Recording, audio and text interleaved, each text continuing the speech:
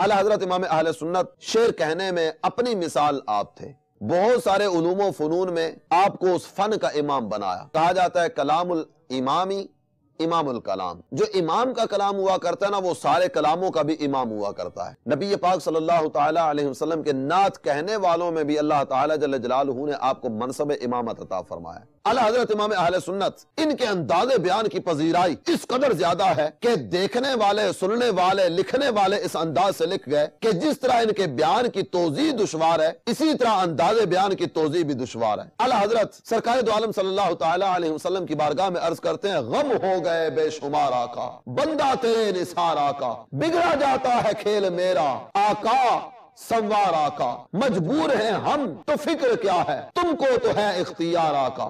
دیکھیے سلسلہ ایک واقعہ ایک سبق بروز اتوار مدینہ منورہ میں سپہر 4:15 بجے اور پاکستان میں رات 6:15 بجے مدنی چینل پر۔ صلو علی الحبیب صلی اللہ تعالی علی محمد۔ مجھے اپنی اور ساری دنیا کے لوگوں کی اصلاح کی کوشش کرنی ہے۔